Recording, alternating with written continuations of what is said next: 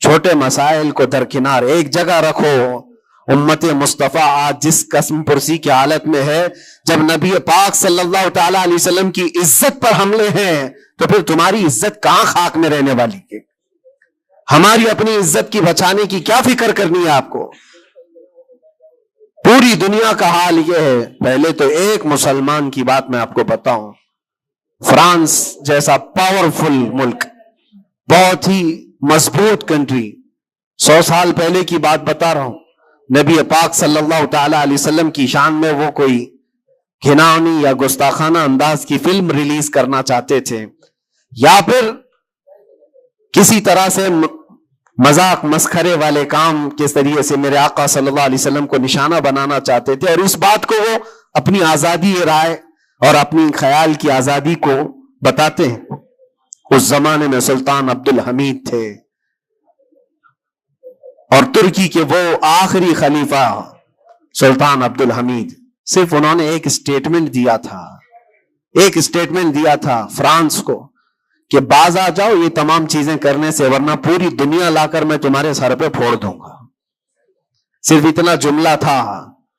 میرے عزیزو، آج تک وہ نہ فلم ریلیز ہوئی اور نہ ہی فرانس اس چیز پر آیا. لیکن اب تو حالات بدل گئے. اب تو حالات ایسے بدلے کہ ہزاروں نہیں، لاکھوں نہیں، کروڑوں کی تعداد میں ہم موجود ہیں. اور پھر اسلامی ممالک کے نام پر پوری دنیا میں کتنے ملک ہیں؟ 57 ممالک اسلامی کہلاتے ہیں. لیکن کس کو فکر ہے میرے مصطفیٰ کریم صلی اللہ تعالی علیہ وسلم کی عزت پر جب حملے ہوتے ہیں؟ اور یہ تمام حالات جب اپنا درد کا میں اظہار کرتا ہوں تو پھر لوگوں کو یہ لگتا ہے کہ یہ بھڑکاتے ہیں، اکساتے ہیں. میرے عزیزو، میں چاہتا ہوں کہ قوم اصل مسائل کو سمجھے. جو اصل مسائل ہیں ان کو سمجھو، فرض کو دیکھو، نفل کی طرف نہیں. پہلے تم پر جو فرض ہے اس کے لیے کھڑے ہو جاؤ. آج قوم کی بکھراؤ کو بھی دیکھتا ہوں تو ایک حدیث پاک میں آپ کے سامنے رکھتا ہوں. اللہ کے نبی صلی اللہ علیہ وسلم سے پوچھا گیا دین کیا ہے؟ میرے آقا صلی اللہ علیہ وسلم فرماتے ہیں الدین النصیحہ، دین خیر خواہی کرنے کا نام ہے، ہر ایک کے ساتھ اچھا برتاؤ. پھر پوچھا قلنا لمن یا رسول اللہ صلی اللہ علیہ وسلم، اے اللہ کے رسول کس کے لیے خیر خواہی کرنے کا نام دین ہے؟ اللہ کے رسول صلی اللہ علیہ وسلم فرماتے ہیں للہ ولکتابہ ولرسولہ وللائمۃ المسلمین وعامتہم، اللہ کے لیے، اس کی کتاب کے لیے، اس کے رسولوں کے لیے، اور مسلمانوں کے جو امام ہیں یا ان کے حاکم ہیں، ان کے لیڈر ہیں، ان کے لیے، اور تمام مسلمانوں کے لیے اچھائی کا ارادہ کرنا، بھلائی کا ارادہ کرنا، اسی کا نام دین ہے. دین کو اللہ کے نبی صلی اللہ تعالی علیہ وسلم نے ان تمام چیزوں کے ساتھ لگا کر کے آپ کو بیان فرمایا.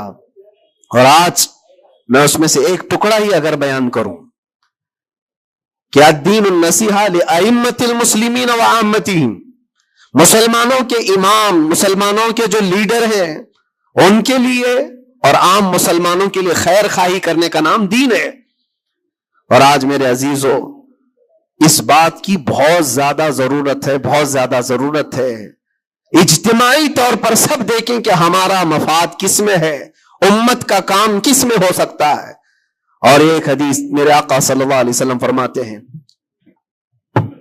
من اصبح ولم یہتم، حضور اکرم صلی اللہ علیہ وسلم فرماتے ہیں من لم یہتم بامرنا فلیس منا، جو اس حال میں صبح کیا کہ میری امت کا خیال نہیں کیا، حضور فرماتے وہ ہم میں سے نہیں ہے، وہ ہم میں سے نہیں ہے. کتنی صبح ایسی ہوتی ہیں جو تم صبح اٹھ کر کے سوچتے ہو کہ امت کا کیا ہونا ہے.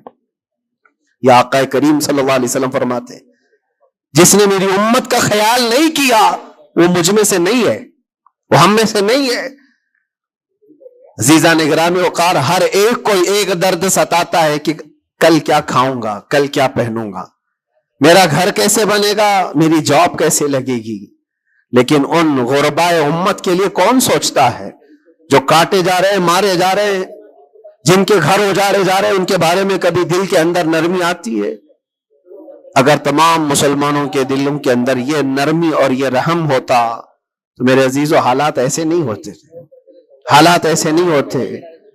صحابہ اکرام میں سے ایک مثال میں آپ کو بتا دوں کہ ہمارا دین آج جس کو ہم لے کر کے چل رہے کتنا بکھر گیا۔ سچ کہا تھا حالی نے کہ اے خاصان رسول وقت دعا ہے، امت پہ تیرے وقت جب آ کے پڑا ہے۔ جو دین نکلا تھا بڑی شان سے اپنے وطن سے، آج وہ پردیس میں غریب الغربا ہے۔ آج دین اسلام کو ہم نے اجنبی بنا کر رکھا ہے، ہمارے گھروں میں ہی نہیں ہے، ہماری ذات پر نہیں ہے، ہم تو پھر دوسرے کو کیا تانا دیں گے؟ آپ اسلام زندہ باد کا نعرہ لگاتے ہیں اور اب اسلام کی حقانیت کو بلند و بالا انداز میں بیان کرتے ہیں، سڑکوں پر آ جاتے ہیں۔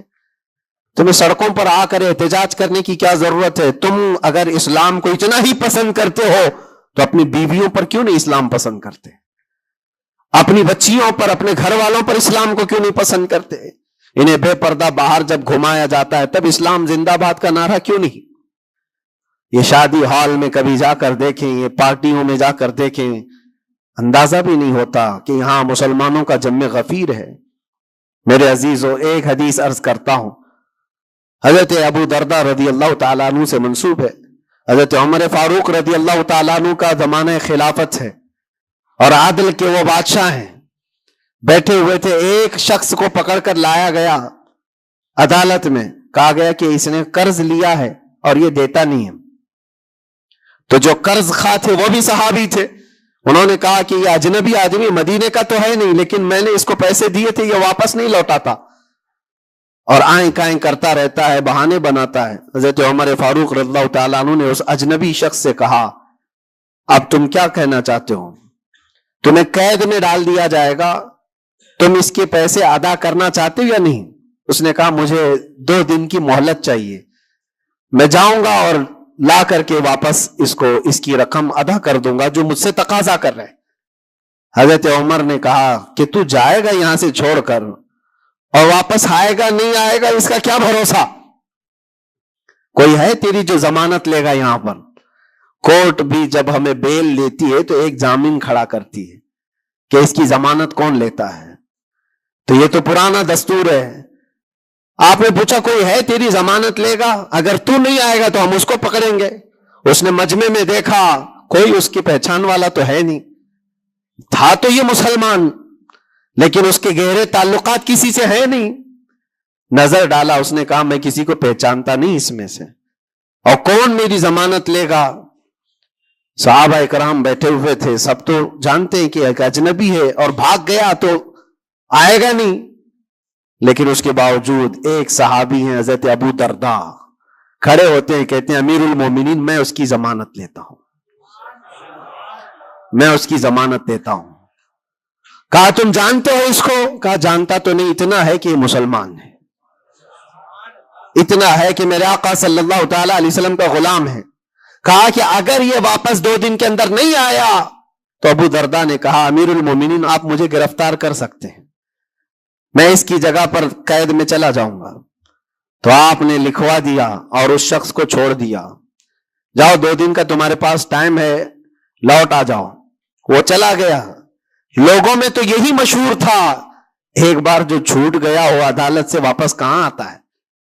کب وہ کسی کے شکنجے میں آئے گا؟ 2 دن کا وقت گزر گیا اور شام ہو گئی، وہ آیا نہیں۔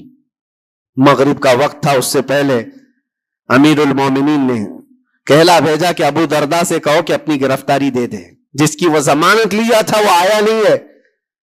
عدالت پھر سے لگی، قرض خواہ جنہوں نے قرض دیا تھا وہ بھی تھے، اور حضرت ابو دردہ کو لایا گیا، کہا کہ میں تیار ہوں۔ وہ نہیں آیا، لیکن ابھی عدالت ختم ہونے سے پہلے دیکھا کہ وہ شخص واپس لوٹ آیا، مال بھی لے کر کے آیا اور کہا کہ امیر المومنین مجھے تاخیر ہو گئی، میں معافی چاہتا ہوں، راستہ ایسا تھا ویسا تھا، لیکن میں لوٹ آیا اور جس کی امانت ہے وہ واپس کرتا ہوں۔ حضرت عمر فاروق رضی اللہ تعالیٰ عنہ نے فرمایا ٹھیک ہے، جس کا قرض ہے، جس کے تم نے لیے تھے اس کو لوٹا دو۔ اس نے جب وہ قرض خواہ جو صحابی تھے ان کو لوٹانے کی بات کی کہ آپ کی امانت آپ لے لیں، تو وہ کھڑے ہوئے اور کہا کہ میں معاف کر دیتا ہوں، جو تو نے لیا تھا اس کو میں نے معاف کر دیا، جاؤ۔ تو حضرت عمر فاروق رضی اللہ تعالیٰ عنہ فرماتے ہیں کہ پھر یہ مجلس دیکھی تو اس اجنبی شخص سے پوچھا، تو چاہتا تو بھاگ جاتا، تو چھوڑ کر چلا جاتا، واپس نہیں آتا تو کون پکڑ کر لاتا؟ تو کس علاقے کا ہے یا کہاں جاتا؟ واپس کیوں آیا؟ جانتے ہو اس نے کیا جواب دیا؟ امیر المومنین آپ سچ کہہ رہے ہیں، میں ایسی جگہ چلا جاتا جہاں سے لوگ مجھے پکڑ کر نہ لاتے، تھوڑی سی رقم ضرور تھی، میں بچا کر کے چلا جاتا، لیکن دل میں یہ خیال آیا کل کو دنیا یہ کہے گی رسول اللہ کے غلام دھوکے باز ہوتے ہیں، کہیں اللہ کے نبی صلی اللہ تعالی علیہ وسلم کے اوپر کوئی انگلی نہ اٹھائے کہ حضور کا غلام ایک مسلمان دھوکہ دیتا ہے۔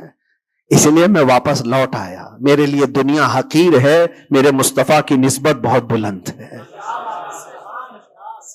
امیر المومنین نے ابو درداء سے پوچھا کہ اے ابو درداء، تم ایک اجنبی شخص کی ضمانت لینے کو تیار ہو گئے، تمہارے اندر کیا جذبہ آ گیا ایسا؟ ابو درداء نے کہا، امیر المومنین میں نے دیکھا یہاں پر حالات ایسے کہ اس کو پہچاننے والا کوئی نہیں، اور اگر ہم میں سے کوئی بھی نہیں اٹھتا تو یہ شخص اور اس کے بعد آنے والی قوم یہ کہتی حضور پاک صلی اللہ علیہ وسلم کے غلاموں میں مدد کرنے کا جذبہ ختم ہو گیا ہے، نبی پاک صلی اللہ تعالی علیہ وسلم کے غلاموں میں مدد کرنے کا جذبہ چلا گیا۔ کوئی اگر یہ تانا مارتا، اسی لیے میں کھڑا ہو گیا، زیادہ سے زیادہ کیا ہوتا کہ میں قید میں چلا جاتا، لیکن میرے نبی کی ذات پر کوئی انگلی تو نہیں اٹھا سکتا۔ حضرت امیر المومنین نے اس صحابی سے پوچھا، تم نے قرضہ معاف کیوں کر دیا؟ اور عدالت میں مقدمہ کیا تھا، معاف کرنا تھا تو پہلے کر دیتے۔ آپ نے کہا کہ میں اس کو پہلے پہچانتا نہیں تھا، لیکن یہ جب 2 دن کا موقع لے کر گیا بھی اور واپس لوٹ آیا بھی، تو امیر المومنین میرا تو یہ حق بنتا ہے کہ میں اس مسلمان کا قرض معاف کر دوں، اس لیے کہ میرے دل میں بھی یہ خیال آیا کہ اگر میں معاف نہ کرتا تو کل کو دنیا یہ کہتی کہ رسول اللہ کے غلاموں میں معاف کرنے کا جذبہ بھی چلا گیا۔ یہ ہے پورا دین، یہ ہے پورا دین، ایک دوسرے کو معاف کرنے کا جذبہ، ایک دوسرے کی مدد کرنے کا جذبہ اور وعدے کو مکمل کرنے کا جذبہ، یہ کل ملا کر کے دین بنتا ہے۔ عزیزان گرامی وقار، آج جن حالات سے ہم گزر رہے ہیں، ہمارے درمیان نفرتوں کی دیواریں کھڑی ہیں، ایک دوسرے کو سلام کرنے سے بھی کتراتے ہیں، جبکہ مسجد کی صفوں میں شانے سے شانہ لگا کر کھڑے ہوتے ہیں۔ پھر وہ کون سا جذبہ ہے جو مر گیا ہے یا ختم ہونے کو آ گیا ہے؟ زندہ کرو۔ ہم اس نبی پاک صلی اللہ تعالی علیہ وسلم کی امت میں ہیں، اس نبی پاک صلی اللہ تعالی علیہ وسلم کی امت ہے جہاں ہماری جان جا رہی ہو لیکن میرے پڑوس میں کوئی پیاسا ہو تو ہم پانی نہ پی کر اسے پانی پلا دیتے ہیں۔ ہماری یہ تاریخ رہی ہے کہ نہیں رہی ہے؟ صحابہ اکرام کی یہ تاریخ ہے۔ مدینہ طیبہ کو جا کر دیکھ لینا، نبی پاک صلی اللہ تعالی علیہ وسلم کے اس پاک زندگی میں ایسا بھی تھا کہ ایک صحابی کے گھر گوشت کا تحفہ آیا، بھنا ہوا گوشت تھا، کسی نے دیا، انہوں نے یہ سوچ کر کے بغل میں دے دیا مجھ سے زیادہ بھوکے میرے پڑوسی ہیں، پڑوسی نے یہ سوچا مجھ سے زیادہ میرا پڑوسی بھوکا ہے، وہ گوشت کی بھنی ہوئی سری بکری کی مدینے میں ایک رات میں سب گھروں میں گھومتی گھومتی اسی پہلے صحابی کے گھر آ گئی۔ ہر ایک کو یہ خیال تھا مجھ سے زیادہ حق اس کا ہے، ہر ایک کو یہ خیال تھا مجھ سے زیادہ اس کا حق ہے۔ عزیزان گرامی وقار، آج جو حالات ہیں وہ بہت بدلے ہوئے لگتے ہیں، بہت بدلے ہوئے لگتے ہیں کہ ہر ایک کو یہ لگتا ہے سب سے زیادہ حقدار میں ہوں، مجھ پر ہی رحم ہونا چاہیے، میری مدد ہونی چاہیے، دوسرے کی ہو یا نہ ہو۔ یہ تمام باتیں صرف اس لیے کہہ رہا ہوں کہ ائمۃ المسلمین اور عامتہم جو حدیث پاک میں آیا ہے، مسلمانوں کے امام، مسلمانوں کے لیڈر، ان کے بارے میں خیر خواہی کرنا یہ بھی دین ہے۔ اور آج تو جن حالات کو دیکھ رہے ہیں ہم، الیکشن کا ماحول ہے، ہر ایک کی نظر لوگوں کے صرف ووٹ پر لگی ہوئی ہے، اور پھر اس کے بعد پتہ نہیں 5 سال تک تو ڈھونڈتے رہو، پتہ بھی نہیں ملتا۔ لیکن ان حالات میں مسلمانوں کو یہ چاہیے کہ وہ اپنے حق رائے دہی کا پورا استعمال کریں، تمہارے کچھ حقوق ہوتے ہیں، تمہارے بھی کچھ مطالبے ہونے چاہیے. ہر قوم آج ووٹ دینے سے پہلے اپنے مطالبے رکھتی ہے کہ ہمارے محلہ بڑا خستہ حال ہے، اس کی گٹر بنا دو، اس کے فلاں کر دو، بجلی پانی صحیح کر دو. یہ ضروریات زندگی کے مطالبے تو رکھتی ہی ہے. مسلمانوں کے مطالبے کہاں چلے گئے؟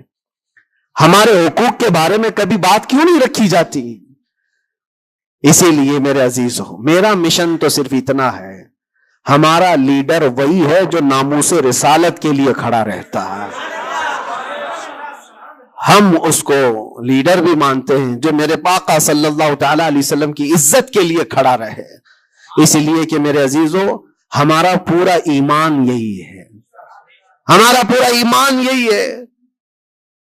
اور آپ کو پتا ہے محمد کی محبت دین حق کی شرط اول ہے. اسی میں ہو اگر خامی تو سب کچھ نامکمل ہے. اور اگر تم نبی پاک صلی اللہ تعالی علیہ وسلم کی محبت اور ان کی عظمت کے لیے کھڑے ہو گئے تو دنیا یوں ہی سنور جائے گی. آپ کو پتا ہے ڈاکٹر اقبال نے کیا ایک بہت پیارا حل دیا تھا ہمیں، بہت پیارا حل ہے. مسائل تو بہت ہیں، ہم بھی چاہتے ہیں ہمارے لیڈروں کے پاس رکھیں. ہماری ایجوکیشن کے مسائل ہیں، ہمارے گھر بار کے، ڈرینیج کے، روڈ کے، لائٹ کے، پانی کے، بہت سارے مسائل ہیں. اس کے علاوہ غربت کے مسائل، جاب لیس نوجوانوں کے مسائل، بہت ساری چیزیں، کیا کیا مسئلے رکھے. اور پھر قوم کے اندر جو خرابیاں آئی ہیں وہ تو ایک پہاڑ کے برابر ہیں. ہر دوسرا تیسرا نشے کا عادی ہے، ہر دوسرا تیسرا اخلاق سے گرا ہوا ہے. یہ تمام معاملات، عورتوں میں بے حیائی، نوجوانوں میں نشہ کی عادت، یہ تمام چیزیں دیکھ دیکھ کر ہم سوچتے ہیں کن کن مسئلوں پر بات کریں اور کس کس چیز کا علاج کرنے کے لیے نکلیں. تو ڈاکٹر اقبال نے ایک بات بتائی تھی. وہ دنیا گھوم کر کے آئے ہوئے انسان تھے. وہ پیرس گئے، اٹلی گئے، جرمن گئے اور وہاں کے قوموں کی ترقیاں بھی دیکھی. اور اس کے بعد واپس آ کر کے کہا میں نے اپنی قوم اور حضور کی امت کی ترقی کو بہت گہرائی سے دیکھا. 8-10 سال کا ریسرچ کیا. میں نے معلوم کیا کون سی فیلڈ میں اپنے نوجوانوں کو اتارا جائے تو یہ کامیاب ہوں گے، کون سا ایسا میدان ہے جس میں مسلمانوں کو جمع کر دیا جائے تو یہ ترقی میں آ جائیں گے. سائنس ہے، فزکس ہے، جیوگرافی ہے، آسٹرونامک ہے، بہت ساری چیزیں ہیں. کس چیز میں اتارا جائے؟ تو ڈاکٹر اقبال کہتے ہیں میں نے بہت غور و فکر کیا، آخر کار اس نتیجے پر پہنچا کہ اس امت کی کامیابی کا صرف ایک ہی نقطہ ہے، ایک ہی راز ہے کہ محمد سے وفا تو نے، تو ہم تیرے ہیں. یہ جہاں چیز ہے کیا، لوح و قلم تیرے ہیں، لوح و قلم تیرے ہیں. ہر مسئلے کا حل اس بات پر ہے. اسی لیے میں فوکس کرتا ہوں میرے عزیزو، نبی پاک صلی اللہ تعالی علیہ وسلم کی عزت کی حفاظت کے لیے جو کھڑا ہوتا ہے اللہ تعالیٰ اس کے سارے مسائل کو یوں حل کر دیتا ہے. اسی لیے آیت کریمہ بھی میں نے یہ پڑھی، ان ینصرکم اللہ فلا غالب لکم. اللہ فرماتا ہے اگر اللہ تمہاری مدد کر دے تو دنیا میں سے کوئی ایسا نہیں جو تم پر غلبہ حاصل کر سکے. کوئی غالب نہیں آ سکتا اگر اللہ مدد کر دیا. وَإِن يَخْذُلْكُمْ فَمَنْ ذَا الَّذِي يَنْصُرُكُمْ مِنْ بَعْدِهِ. اللہ فرماتا اور اگر اللہ گرا دے تو دنیا کی کوئی طاقت تمہاری مدد نہیں کر سکتی، کوئی طاقت مدد نہیں کر سکتی. ایک بات، بہت ساری چیزیں ہم نے سیکھی ہیں. جیل کے اندر کے حالات انشاءاللہ کبھی طویل داستان پوری میں بیان کروں گا، لیکن ایک بندے کو دیکھا تھا، اس کے گھر والے بھی چھوڑ چکے سب، اس کو چھوٹا سا ایک کیس ہے لیکن جیل کے اندر اس کی ضمانت ہوتی نہیں. گھر والے کرانا چاہے تو ہو جائے 4 دن 5 دن میں، لیکن کوئی چاہتا نہیں. تھوڑا سا مانسک سنتولن بگڑتا چلا گیا، دماغی توازن کھونے لگا. ہوتا کیا تھا سنو، وہ ایک نارمل نوجوان تھا اور مہینہ گزر جاتا کوئی ملاقات کے لیے بھی نہیں آتا گھر والا، تو جیل میں ہنگامہ کرنے لگ جاتا، مار توڑ اور پھر نہ جانے کیسی کیسی حرکتیں. تو جیلر پریشان ہو کر کے اس کے گھر فون لگاتا، اس کے باپ کو کہتا کہ بھائی تم اپنے بیٹے سے ایک بار ملنے تو آ جاؤ، وہ ہنگامہ کر کے رکھا ہے، کبھی ملاقات بھی نہیں لیتے ہو. اس کا باپ آیا، آ کر کے ملاقات لیا اور بیٹے نے پوچھا کہ کب چھوٹ رہا ہوں میں، کب نکلوں گا میں؟ کہا بیٹا اس منڈے کو جو ہے تمہاری ضمانت ہو جائے گی، یہ منڈے کو رکھا ہے، ہو جائے گی. کہا اچھا ٹھیک ہے. اتنا خوشی خوشی سب قیدیوں سے ملنے کے لیے آتا بیرک میں، منڈے تو میرا ہو گیا، میں جا رہا ہوں، میرے باپ نے کہا ہے۔ منڈے آتا، ٹیوزڈے آتا، وینسڈے آتا، سب چلا جاتا، ختم۔ پھر 10-15 دن گزر جاتے، باپ بھی نہیں آتا، بھائی بھی نہیں آتا، اور پھر مہینہ گزرنے کو آتا، پھر اس کا دماغی توازن بگڑنے لگتا، پھر ہنگامہ کرتا، پھر جیلر فون کر کے بلاتا باپ سے کہ ملنے کیوں نہیں آتے ہو؟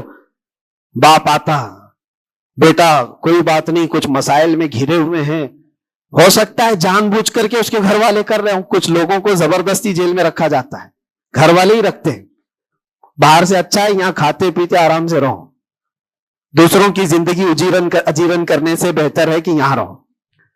دوسری بار آیا، کہا ابا کب چھوٹ رہا ہوں میں؟ کہا بس اس منڈے کو رکھا ہے، وکیل جو ہے ملا نہیں تھا، اس منڈے کو تمہاری ضمانت ہو جائے گی۔ پکی بات لے کر کے آتا پھر، اور یہاں پر بالکل عیش موج مستی میں کہ اس منڈے تو جا رہا ہوں میں۔ دوسرا منڈے آیا، اس کے بعد پھر چلا گیا، ایسا 4 بار ہوا، اور سب قیدیوں میں بات مشہور تھی کہ یہ منڈے کو جانے والا ہے، اور سب اس کو چھیڑتے تھے۔ جب کبھی اس کی ملاقات آتی تو کہتے منڈے کو جا رہا ہے نا۔ یہ بات مذاق کے طور پر چلتی رہتی تھی، لیکن کسی کے ساتھ ہم مذاق کرتے ہیں، یہ نارمل لائف ہوتی ہے۔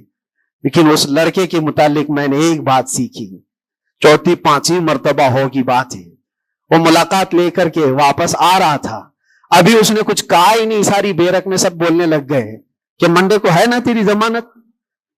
تو اتنا چڑ گیا، کیا پتا اس کو بہت ہرٹ ہوا، تکلیف ہوئی، اس نے گرج کر کے چیخ کر کے کہا، گالی دے کر کے کہا قیدیوں کو کہ تم سب گھرے ہوئے لوگوں ایک بات میری سن لو، خدا جس دن میرا لکھ دے، جس دن لکھ دے، اس دن سب کے منہ تمہارے کالے ہوں گے اور کوئی مجھے دروازے میں اندر نہیں رکھ سکتا۔ جس دن میرے چھوٹنے کا وہاں سے آ جائے پروانہ لکھا ہوا کہ یہ دن یہ بندہ چھوٹنے والا ہے، اس کے بعد وہ کہتا ہے مجھے یہاں کا پرائم منسٹر بھی نہیں روک سکتا۔ میں نے دیکھا اتنا یقین ہے اس کو۔ ایک تو اپنے باپ سے ہر بار سنتا تھا اس بار ضمانت ہو جائے گی، اس بار ضمانت ہو جائے گی، اور حقیقت میں میرے عزیزوں یہ جمعرات کا دن تھا جب وہ اپنے باپ سے ملاقات کر کے آیا تھا، اور اس کو تانا مارا جا رہا تھا منڈے کو جا رہا ہے، تب اس نے کہا تھا جس منڈے کو بھی میرا رب لکھ دے، جس دن بھی لکھ دے کہ اس کو اس دن یہاں سے نکلنا ہے، پوری طاقتیں مل کر کے بھی مجھے دروازے کے اندر نہیں رکھ سکتی۔ اتفاق کی بات ہے اسی منڈے کو اس کی ضمانت بھی ہو چکی تھی، وہ جا بھی رہا تھا، بسترے اٹھایا، سارا سامان اٹھایا، اور سب کو پلٹ کر کہنے لگا دیکھا حقیقت میں جو بیل ملتی ہے، جو ضمانت ملتی ہے، وہ رب ذوالجلال کے فیصلوں سے ہوتی ہے۔ یہ یقین اور توکل کی بات میں عرض کر رہا ہوں عزیزان گرامی وقار۔ بہت سارے ایسے مسائل ہیں، اسی لیے میں آپ سے کہتا ہوں اگر اللہ مدد کر دے تو کوئی غالب نہیں آ سکتا، اور اگر اللہ تعالیٰ گرا دے تو پھر کوئی مدد بھی نہیں کر سکتا۔ اسی لیے اللہ تبارک و تعالیٰ کی مدد کس کے لیے آتی ہے وہ بھی قرآن کہتا ہے وَكَانَ حَقًّا عَلَيْنَا نَصْرُ الْمُؤْمِنِينَ، ہم نے اپنے اوپر لازم کر لیا ہے کہ ایمان والوں کی مدد کریں گے۔ اور ایمان والا ہے کون؟ لا يؤمن احدكم حتى اكون احب اليه من والده وولده والناس اجمعين۔ میرے آقا فرماتے ایمان کامل اس کا ہے جو ساری دنیا سے زیادہ مجھ سے محبت کرتا ہے۔ مفہوم حدیث عرض کر رہا ہوں، اپنے ماں باپ، اپنے اولاد، اپنے مال دولت، سارے انسانوں سے زیادہ اللہ کے رسول سے محبت کرتا ہے تو اس کا ایمان کامل ہے، اور جس کے ساتھ ایمان کامل ہوگا اس سے اللہ کی مدد آئے گی، اس پر اللہ کی مدد آئے گی۔ میرے عزیزو بظاہر حالات اگر کسی کے ساتھ خراب ہو جائیں تو یہ مت سمجھ جانا۔ میں اکثر ایک بات محسوس کرتا تھا کہ ظالموں نے جس انداز میں بے قصور لوگوں کو بھی قید کیا اور ہمیں بھی زبردستی جن حالات سے گزارا گیا، پھر کبھی عرض کروں گا انسانی فطرت ہے، کبھی کبھار بکھر جاتے ہیں، تقاضا بشریت کے اعتبار سے گھبراہٹ تو ہمیں بھی ہوتی تھی، پھر تاریخ یاد آتی میں پہلا تھوڑی نہ ہوں۔ سیدنا حضرت مظفر حسین کچوچوی رحمت اللہ علیہ فرماتے تھے مظفر کو مقید نہ سمجھ ایسے یاد، میری اسیری بھی سنت آبائی ہے، میرا یہ قید ہونا بھی میرے آبا و اجداد کی سنت ہے۔ بزرگان دین گئے ہیں اور جیلوں میں رہے اور واپس نکلے، لیکن ایک بات ہمیشہ یاد رکھو، اسلام زندہ ہوتا ہے، بس قربانیاں رائگاں نہیں جاتی، ضائع نہیں ہوتی۔ اللہ تعالیٰ کی مدد جس کے ساتھ ہے تو بظاہر حالات میں ایسا ہوگا۔ مجھے اچھی طرح سے پتا ہے، پہلے بھی معلوم تھا، میں نے تقریروں میں بہت کہا بھی تھا کہ مجھے اچھا معلوم ہے کہ میری تقریروں کا انجام کیا ہونے والا ہے، نتیجہ کیا ہونے والا ہے۔ مجھے کیسی کیسی دھمکیاں پہلے بھی دی گئی ہیں، اب بھی ہے، ابھی بھی ہے۔ آنے سے پہلے بھی کچھ لوگوں نے کہا تھا اتنا لمبا ہم نے کٹا دیا، اب تو بھول جاؤ گے، وہ شعر پڑھو گے، یہ شعر پڑھو گے، کیسی تقریریں کرو گے۔ ہم نے کہا میرے عزیزو، آپ کیا سمجھتے ہو مچھلی کے تیرنا ختم ہو سکتا ہے، پرندے کا اڑنا ختم ہو سکتا ہے، شیر کا شکار کرنا ختم ہو سکتا ہے؟ وہ تو جانور ہے، ان کی فطرت نہیں ختم ہوتی۔ میں غلام مصطفیٰ ہوں، میری فطرت کیا ختم ہوگی؟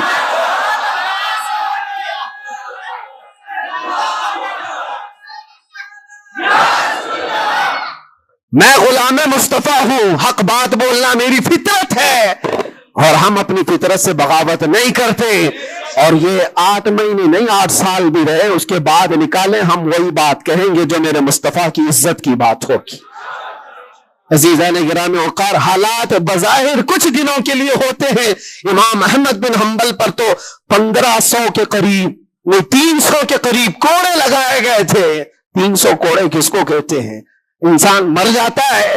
وہ امام احمد بن حنبل 5 لاکھ حدیثوں کے حافظ، لیکن جمے رہے، ڈٹے رہے، نہ کبھی ان کا عزم ختم ہوا، نہ حوصلہ ختم ہوا۔ ائمہ اعظام کو یہ تمام چیزیں گزرنی پڑی ہیں۔ امام اعظم ابو حنیفہ رحمۃ اللہ تعالی علیہ جیل میں تو انتقال ہو گیا، جیل میں انتقال ہو گیا اس امام کی جس کو کروڑوں آج فالو کرتے ہیں۔ عزیزان گرامی وقار، ایک بات یہ سمجھ کر کے چلو، مصیبتیں آئیں گی لیکن اللہ کی مدد بھی آئے گی۔ ہاں، ہر اندھیرے کے بعد اجالا ہوتا ہے۔ ان مع العسر یسرا، اللہ قرآن میں فرماتا ہے ہر تکلیف کے بعد آسانی ہے، ہر تکلیف کے بعد آسانی ہے۔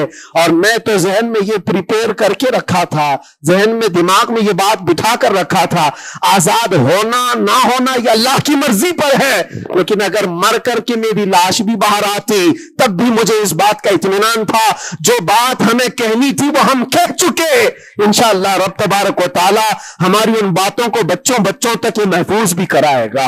اور مجھے تو باہر کی خبریں زیادہ نہیں ملتی تھی کہ یہاں لوگوں کے دلوں میں کیا جذبات ہیں، بچوں کے دلوں میں کیا جذبات ہیں، لیکن قیدی جب جاتے تھے چھٹی پر 4 دن 5 دن اور واپس آتے تو یہی کہتے ڈسکس تو ہمارا کچھ نہیں ہوتا، آپ کے بارے میں ہمارا خاندان پوچھتا رہتا ہے۔ جیل میں آپ ہیں، فون کرو تو لوگ ہمارے متعلق پوچھتے رہتے۔ پھر دل میں یہ احساس ہوتا تھا، اور جیل میں بھی دیکھتا ایک ایسا بھی لڑکا تھا چین سنیپر، چین کھینچتا اور چوری کرتا واپس آتا، لیکن ایسا ڈھیٹ آدمی تھا، ایسا ڈھیٹ، میدان میں کھڑے ہو جائے، سارے قیدیوں کے سامنے کھڑے ہو جائے، اور پھر ہر دن ایک بات اتنی بول کر کے جاتا، صرف اتنی بول کر کے جانا اس کی عادت سی ہو گئی تھی۔ ہم دیکھتے رہے، باہر بھی یہی منظر ہے، اندر بھی یہی منظر ہے۔ تم کسی کی زبان کو بند کرنا چاہو، ختم کرنا چاہو تو ایسا نہیں ہوتا۔ اللہ تبارک و تعالیٰ جس چیز کو چاہے ہر جگہ پھیلا دیتا ہے۔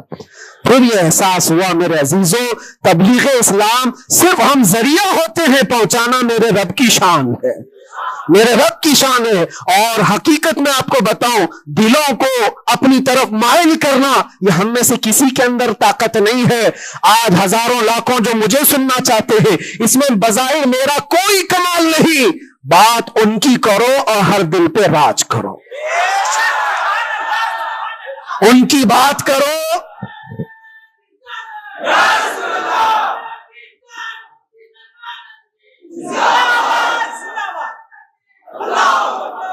اسی لیے آج کے حالات میں آخری باتیں عرض کر رہا ہوں، میں معذرت چاہتا ہوں آج تھوڑا سا وقت زیادہ ہوا ہے، اس لیے کہ یہ ہماری مسجد ہے اور ہمارے اوپر کوئی یہاں پابندی نہیں ہے۔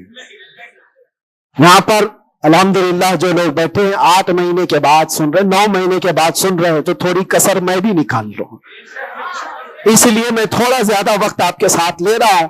ان حالات کے ساتھ جو آپ کو فیصلہ لینا ہے میرے عزیزو، سوچ سمجھ کر کے اپنا مطالبہ بھی تو رکھو، اپنا مطالبہ بھی رکھو کہ ہم ان لیڈروں کے ساتھ کھڑے ہیں جو 500 روپے بانٹ کر کے گلے میں پٹے ڈلوا کر کے ہمیں نعرے لگوا کر کے گھما لے، بس نہیں. ہمارا مقصد اور ہمارا مطالبہ اتنا ہو، ان حکام، ان لیڈروں کے پاس یہ بات رکھو، میرا گھر میرا محلہ نہ بنا پایا تو کوئی بات نہیں، لیکن اتنا وعدہ کرو کہ میرے مصطفیٰ کی عزت پر جب بات آئے تو تم ڈٹ کر کھڑے رہو گے. یہ گستاخیوں کا ماحول ختم ہونا چاہیے کہ نہیں ہونا چاہیے؟ اسی لیے میرے عزیزو، اور بظاہر ہماری بات یہ ہے کہ ہم سب سے ان لوگوں سے محبت ضرور کرتے ہیں جو قوم و ملت اور ملک کی فلاح و بہبودی اور میرے حضور پاک کی عزت کے لیے کھڑے ہوتے ہیں. ہم ان کے ساتھ ہیں کسی بھی طرح سے. ہمارا تو مقصد، ہمارا مشن صرف اتنا ہے، کسی کی جے بجے کیوں پکارے، کیا غرض ہم کو، ہمیں کافی ہے سید اپنا نعرہ، ہمیں کافی ہے سید اپنا نعرہ یا رسول اللہ. ہم اس مشن کے آدمی ہیں، لیکن پھر بھی جن حضرات نے بھی محبتوں کے ساتھ ہمارے نام کو پھیلایا ہے، ان کے مقاصد اگر صرف پولیٹیکل ہیں تو ہمارا ان کے ساتھ کوئی بھی لین دین نہیں، ہمارا ان کے ساتھ کوئی تعلق نہیں. ہاں، اگر اس لیے ہمارے نام کا استعمال کیا یا ہمیں بلایا یا ہمیں کھڑا کیا کہ اللہ کے نبی صلی اللہ تعالی علیہ وسلم کی ناموس اور ان کی عزت کے لیے ہے، تو ہم ہر دن آپ کے ساتھ ہیں، ہم ہر دن آپ کے ساتھ ہیں. لوگوں کو یہ لگ رہا ہے الیکشن آیا ہے، مفتی صاحب اس لیڈر کے پاس جا رہے ہیں، اس لیڈر کے پاس جا رہے ہیں، یہ سب افواہیں بہت ساری پھیلی ہیں. میرے عزیزو، تھوڑا انتظار کرو. اور میں ان سیاسی نیتاؤں سے بھی کہوں گا، آپ الیکشن میں کنٹریبیوٹ کر رہے ہیں، حصہ لے رہے ہیں، سیاست میں آپ موجود ہیں، آگے بڑھو، ہم آپ کو روک نہیں رہے ہیں. لیکن اگر واقعی مقصد یہ ہے کہ قوم و ملت اور ملک اور میرے دین کی عزت اور حضور پاک کی عزت کے لیے آگے چل کر کے آواز اٹھائیں گے، تو میرا آج آپ کے ساتھ کھڑا ہونا کوئی ضروری نہیں، الیکشن گزر جانے تو پھر ہر دن آپ کے ساتھ کھڑے، الیکشن ہو جانے کے بعد بھی ہم کھڑے ہیں آپ کے ساتھ. لیکن الیکشن سے پہلے ہی اگر آپ کو ہمیں چاہیے تو لوگوں میں یہ خلفشار مچا ہوا ہے، ایک خلفشار مچا ہوا ہے کہ مفتی صاحب ناموس رسالت کے اس عظیم مشن کو سیاسی لوگوں کے درمیان پھیلا رہے ہیں. میرے عزیزو، میرا کہیں یہ مقصد نہیں ہے، کہیں یہ مقصد نہیں ہے. اللہ نے جو کرسی دی ہے نا، وہ بہت بڑی کرسی ہے. ہم نے جو اللہ تعالیٰ کا انعام ہمارے پاس ہے وہ الیکشن سے حاصل کیا ہوا نہیں ہے، رب کے سلیکشن سے ملا ہوا ہے. ہمارے پاس اللہ تبارک و تعالیٰ کا دیا ہوا انعام کافی ہے. لیکن ان سیاسی حضرات کے ساتھ ہمارا تعلق اسی لیے ہے کہ آپ آواز بلندی کے ساتھ اٹھا سکتے ہو اور سسٹم میں آپ بیٹھ کر کے اپنی قوم، ملک، سب کی فلاح و بہبودی کی بات کر سکتے ہو. اس لیے ہم کھڑے ہیں، اس لیے نہیں کہ آپ 500,000 روپے دے دیں گے، اس لیے نہیں کہ آپ ہمارا گھر، گاڑی، بنگلہ خرید کر کے کچھ دے دیں گے. عزیزان گرامی اوقات، میرے آنے کے بعد سے لے کر آج تک، ابھی تک مہینہ نہیں گزرا ہوگا، لیکن میں نے حالات اتنے دیکھے کہ ہر کوئی یہ چاہتا ہے راتوں رات مجھے دولہا بنا دے. بہت سارے معاملات ایسے دیکھے. اس لیے میں سب سے یہ گزارش کروں گا، آج کا یہ میرا پیغام ہے کہ ہمارا مشن ناموس رسالت ہے، ہمارا مشن تحفظ ناموس رسالت ہے، اور اس کے لیے ہم ہر طرح سے کھڑے ہیں. لیکن خالص سیاست کے لیے، خالص ووٹنگ کے لیے، خالص الیکشن کے پرچار کے لیے مجھ جیسے کا نام استعمال نہ کریں. یہ میرا مشورہ ہے، یہ میرا پیغام بھی ہے. آپ کے لیے پوری زندگی ہم کھڑے ہیں، صرف الیکشن کے لیے. اس عظیم مشن کو اور اس مقدس مشن کو بدنام کرنے کی کوشش نہ کریں. ہاں، پولیٹیکل جس انداز میں بھی آپ کو مدعے اٹھانا ہے اٹھائیں، لیکن حضور پاک صلی اللہ تعالیٰ علیہ وسلم کی عزت کا یہ جو مشن ہے، ناموس رسالت کا مشن ہے، اس کو صرف یوز کرنے کے لیے استعمال نہیں ہونا چاہیے، بلکہ جو بھی بندہ مومن کھڑا رہے گا وہ اپنی جان کے ساتھ کھڑا رہے گا. تبھی اس کا ایمان ہے، تبھی وہ اس کا ایمان ہے. اور اگر آپ مجھے یہ کہتے ہیں کہ آپ حضور پاک کے اس ناموس رسالت کا مسئلہ لے کر چلتے ہیں، قسم رب ذوالجلال کی اس کے پیچھے میرا کوئی دوسرا مقصد نہیں ہے، اس کے پیچھے میرا کوئی دوسرا مقصد نہیں ہے کہ اس کے ذریعے سے میں کما لوں گا، میں کھا لوں گا۔ میرے عزیزوں، کیا کما لیں گے، کیا کھا لیں گے؟ آپ کو میرے اپنے حالات معلوم نہیں کہ میں کس طرح کے حالات سے گزرا ہوں۔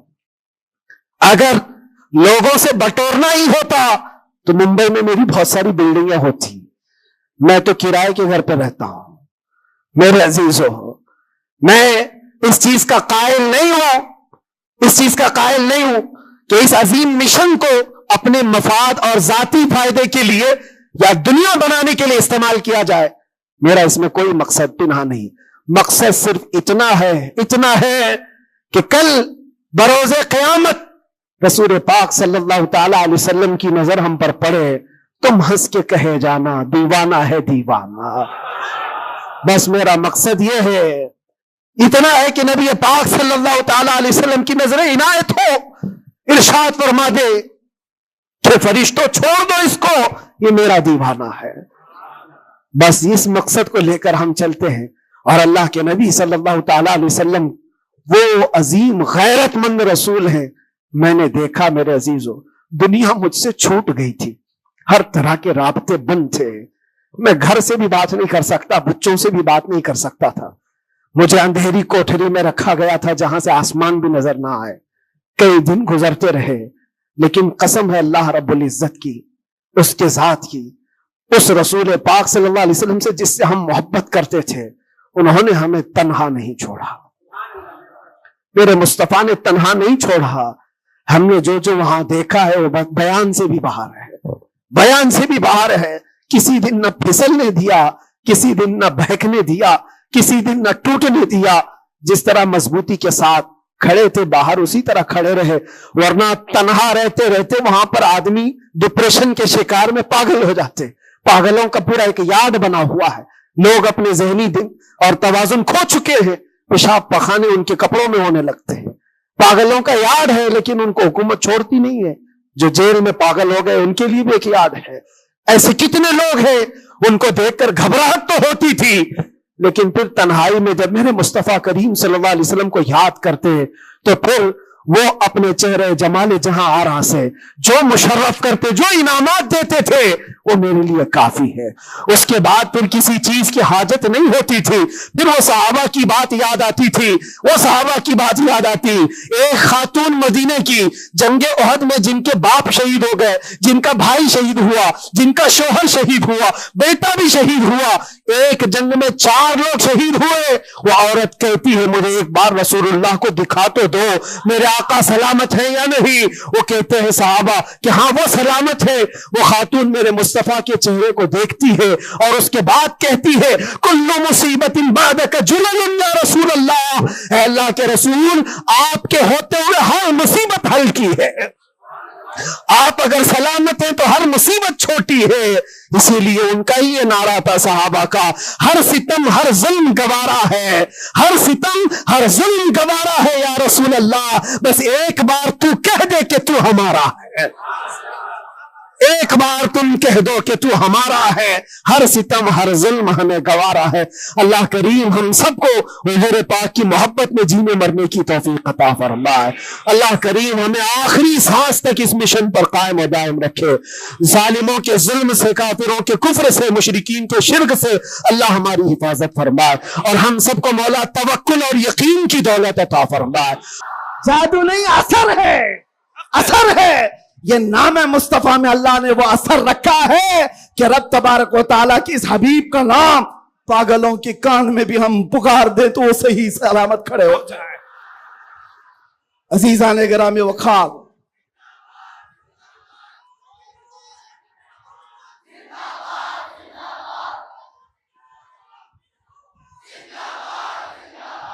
بس گفتگو کو سمیٹتے ہوئے اخیر میں یہ کہوں گا کہ بارگاہ مصطفیٰ صلی اللہ علیہ وسلم میں ہم سب کے چہرے پہچانے جاتے ہیں، ہم سب کے چہرے نبی پاک کی بارگاہ میں پہچانے گئے ہوئے ہیں۔ اس لیے اللہ قرآن میں کیا کہتا ہے؟ اللہ و رسولہ احق ان یرضوہ، اللہ اور اس کے رسول ہی زیادہ حقدار ہیں کہ ان کو راضی کیا جائے. بس حضور کو راضی کرو. دنیا کو راضی کرنے کے لیے جو ہم نے اپنی زندگیاں برباد کر ڈالی، اس سے باہر آ جاؤ. کوئی اس میں سے راضی ہونے والا نہیں ہے. دنیا کبھی تم سے راضی نہیں ہوگی تمہاری چھوٹی سی چیز پر. مولانا روم جلال الدین روم فرماتے ہیں کہ ان کو تو پورا روم جانتا تھا. جلال الدین رومی ایک دن انہوں نے اپنے استاد سے کہا تھا میرے گھر پہ دعوت پہ آئی. ان کے استاد نے کچھ ایسا کام کروایا، یعنی پیر و مرشد نے، شمس تبریز نے کہا جاؤ شراب کی بوتل لے کر کے آؤ. کیسے ایک بڑے عالم دین کہاں سے لے آئے؟ وہ گئے. پیر و مرشد کا حکم تھا، اس کو دوسرے معنی میں نہ لے لینا، بعد میں پوری بات سن لینا، واقعہ پورا سن لینا، بیچ میں کاٹنا مت. وہ گئے، لوگوں نے دیکھ لیا، خرید کر کے لے آئے. لوگوں نے جیسے ہی دیکھا مولانا روم کو کہ یہ تو عیسائیوں کے محلے سے کچھ لے کر کے آ رہا ہے، بیچ راستے میں پکڑ دیا، کپڑے پھاڑ دیے، پیٹا، کیا کیا کہہ دیا. پیر و مرشد آئے اور کہا کیوں مار رہے ہو؟ کہا انہوں نے تو شراب خریدی. تو انہوں نے کہا اب کیا کہتے مولانا روم؟ کچھ نہیں، خریدا تو خریدا، حکم تھا. شمس تبریز نے کہا تم لوگ غلط ہو، دیکھو تو صحیح، وہ سرکہ لیا ہوا ہے، اس کی بوتل میں سرکہ ہے. لوگوں نے کھولا تو دیکھا اس میں سرکہ تھا، شراب نہیں. بات تو پٹنا تھا تو پٹ گئے، مار تو کھا لی. اندر آ کر مرشد سے پوچھا آپ نے ایسا کیوں کروایا مجھ سے؟ کہا یہ بتانے کے لیے یہ وہ پوری قوم جو تجھے مولا روم کہتی ہے، ایک غلط فہمی سے تجھے مار کے کپڑے بھی پھاڑ سکتی، ایک غلط فہمی سے کپڑے پھاڑ کے مار بھی سکتی ہے. ان کے پیچھے نہ پڑو، اللہ کو راضی کرو، اللہ کو راضی کرو. یہی حال ہے آج. دنیا کو راضی کرتے کرتے تم بوڑھے ہو گئے، پورے راضی نہیں ہو سکے. کاش اقبال کی وہ بات سمجھتے جو بہت فکر سے کہا تھا، وہ ایک سجدہ جسے تو گرا سمجھتا ہے، جسے تو بھاری سمجھتا ہے، ایک سجدہ جسے تو بہت بوجھل سمجھتا ہے، 1000 جگہ جھکنے سے، 1000 سجدوں سے دیتا ہے آدمی کو نجات. ادھر ادھر جھکنے سے مولا کا ایک سجدہ بچا لیتا ہے. حضور پاک کی محبت کا تقاضا بھی یہی ہے. جو حضور کا محبوب ہے وہ دوسرے ایرے غیرے کے سامنے کبھی نہیں جھکتا. آج جو لوگ ادھر ادھر کے جھنڈے لے کر کے گھوم رہے ہیں پکے محبت والے نہیں ہیں. میں یہ نہیں کہتا کہ سیاست نہیں کرنا چاہیے، کرو، اپنے اپنے وقت کی سیاست میں سارے حصے دار رہیں گے، لیکن سیاست کا مطلب یہ نہیں جنہوں نے 40 سال جن کی کٹوریاں اٹھائی جیل میں بیٹھے ہوئے، جیل میں بیٹھے ہوئے. کیوں؟ خدمت پارٹی کی، لیکن جو مصطفیٰ کریم کی غلامی کیا ہے وہ 70 سال کا، 80 سال کا، 90 سال کا ہو جائے، جتنا بوڑھا ہوتا ہے عزت اتنی بڑھتی چلی جاتی ہے. آپ نہیں دیکھتے گھروں میں تو حال یہ ہے کہ بہت بوڑھا ہو جائے تو اسے سائیڈ کر دیتے ہیں، جوان لوگ مشورہ کریں گے. لیکن دین کے معاملات میں مدرسے میں آ کر کے پوچھو، اس میں جو زیادہ عمر دراز ہے اس کو فیصل بنایا جاتا ہے. کیوں؟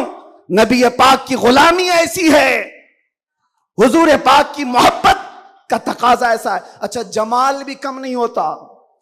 گلیمر کی دنیا دیکھیں آپ، فلموں کی دنیا، وہاں جیسے ہی ہیرو بوڑھا ہو گیا نیا ہیرو لایا جائے گا، ایکٹر اور ایکٹریس نئے ڈھونڈے جائیں گے. ارے میاں اس ہیرو کے تو چہرے پر جھریاں پڑ گئی، نیا دیکھو. ینگ جنریشن دوسرے کو ڈھونڈے گی. لیکن حیرت کی بات ہے، میں نے اپنی آنکھوں سے دیکھا آج کی ینگ جنریشن تاج الشریعہ کو دیکھنا چاہتی ہے. آج کی ینگ جنریشن امین ملت کو دیکھنا چاہتی ہے، جن کی عمر 80 کو کراس کر رہی ہوں. کیوں؟ 70 کو پار اور 80 کے قریب آ گئی ہوں.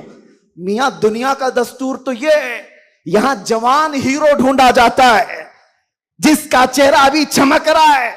پتا چلا میرے مصطفیٰ کی محبت میں جو بوڑھا ہوتا ہے اس کا جمال کبھی کم نہیں ہوتا. تو آؤ اس دربار میں جہاں حسن بھی کم نہیں ہوتا، مقام بھی کم نہیں ہوتا. بارگاہ مصطفیٰ کریم صلی اللہ علیہ وسلم میں آ جاؤ، اپنے آپ کو سپرد کر دو. اسی کا نام دین ہے. اسی لیے میں نے اپنی تقریر کی شروعات आला हजरत के शेर से की थी, फिर के गली गली तबाह, ठोकरें सबकी खाई क्यों, दिल को जो अक्ल दे खुदा तेरी गली से जाए क्यों, और जान है इश्क मुस्तफा रोज फजू करे खुदा, जिसको हो दर्द का मजा नाज़े दवा उठाए क्यों। दुनिया के और दरबारों को हमने देखा है, वो दर्द ही देते हैं, वो दरबार है सही लेकिन दर्द देने वाले एक मुस्तफा का दरबार है, जिसको आला हजरत यूं कहते हैं, दुनिया में लोग चोरी करके पुलिस से डरते हैं और हाकिम से डरकर छुपते हैं, मुस्तफा का दरबार ऐसा है, चोर हाकिम से छुपा करते हैं और यहां तेरे दामन में छुपे चोर अनोखा तेरा। या रसूल अल्लाह, तुमसे करके तुम्हारे गुनाह मांगे तुम्हारी पना, और तुम कहो दामन में आ, तुम पे करोड़ों दुरूद। और जो दुनिया कहती है ना, डोंट हेजिटेट, शर्माओ मत, झिझको मत, ये सिर्फ और सिर्फ जुमले हैं, हकीकत में कहीं कहा जाता है तो ताजदार मदीना के दरबार।